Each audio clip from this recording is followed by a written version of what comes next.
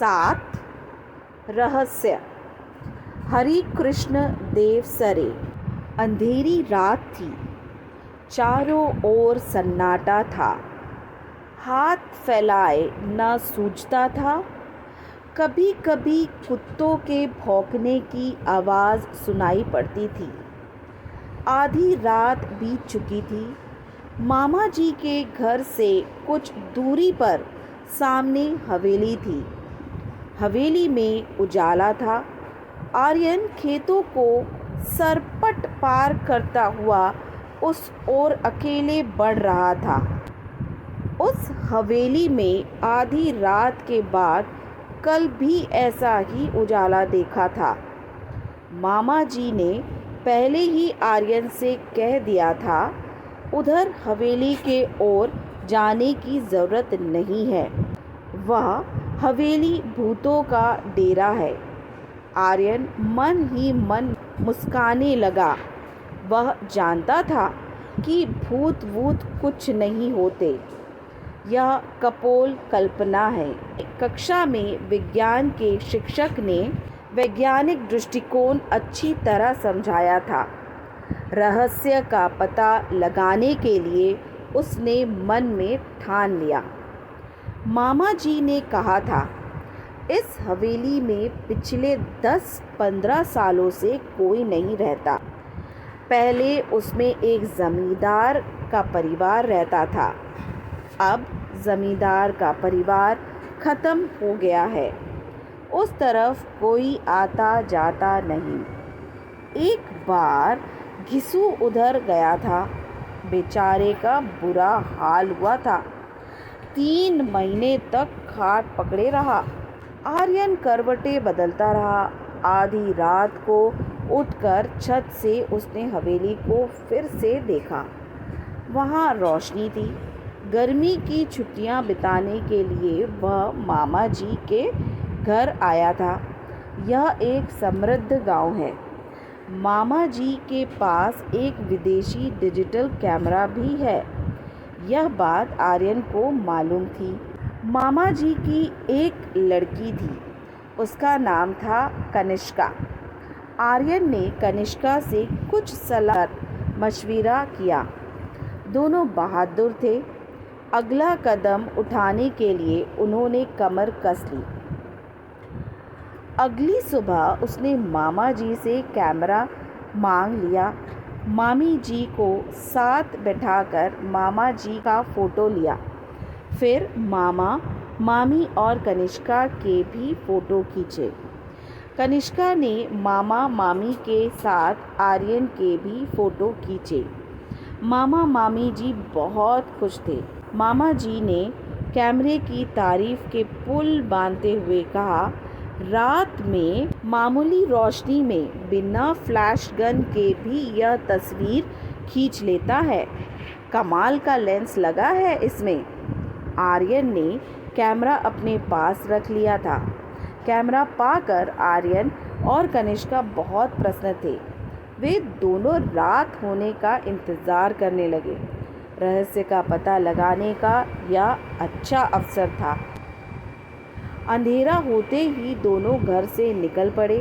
हवेली सामने थी। अंदर से हंसी और कहों की आवाज़ें सुनाई पड़ रही थी। आर्यन और कनिष्का ने पहले चारों ओर ध्यान से देखा। कहीं कोई खतरा नहीं था। वे दबे पांव हवेली में चले गए। बीचों बीच एक बड़ा कमरा था। उसका दरवाज़ा अंदर से बंद था। खिड़कियां नीचे से बंद थी, लेकिन ऊपर से खुली थी। बड़ी सावधानी से आर्यन ने अंदर झांककर देखा। हट्टे कट्टे, मोटे तगड़े, बड़ी बड़ी मूंछों वाले कई लोग पगड़ी बांधे बैठे थे। उनके साथ कमीज़ और पैंट पहने हुए भी कुछ लोग थे। उनकी आंखों से आग बरस रहा था। आंखें लाल लाल थी। सबके चेहरे डरावने थे। उस समय वे खाने में मस्त थे। कोई हड्डी चबा रहा था तो कोई रोटियां तोड़ तोड़ कर मुंह में डाल रहा था। आर्यन ने उन्हें ध्यान से देखा।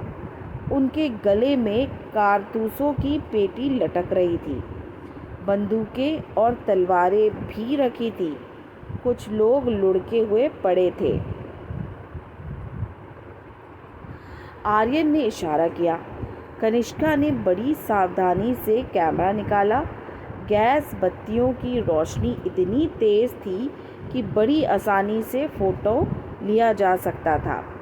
बस उसने फटाफट कई फ़ोटो खींचे और वे घर की ओर चल पड़े। अगले दिन सवेरे सवेरे आर्यन ने साइकिल उठाई और नारायणपुर की ओर चल पड़ा। वहाँ फोटोग्राफर की एक दुकान थी। सभी फ़ोटो तैयार कराकर शाम तक वह लौट आया। कनिष्का ने अपने पिताजी से कहा, आप कहते हैं भूतों के पैर उल्टे होते हैं, उनकी छाया नहीं होती, उनके फ़ोटो नहीं ले सकते, लेकिन कल रात हम भूतों के डेरे पर गए थे, वहाँ कुछ फ़ोटो लिए हैं, ज़रा देखिए तो। उन्होंने फ़ोटो पिताजी को दे दिए। वे परेशान हो उठे। उन्हें ऐसा खतरनाक काम पसंद न था। फ़ोटो देखकर उनकी आंखें खुली की रही। बोले, तो क्या भूत इंसानों जैसे होते हैं? इंसानों जैसे नहीं, इंसान ही भूत है। देखिए ना, इनके पैर सीधे हैं, इनकी छाया भी है और इनका फ़ोटो भी आया। असल में भूत की अफवाह है।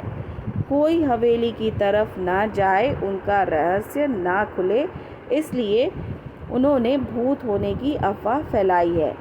यदि लोगों का आना जाना रहता तो ये लोग वहाँ अपना क्रियाकलाप कैसे चलाते? फिर कुछ रुक कर बोला, आप मेरे साथ थाने चलेंगे?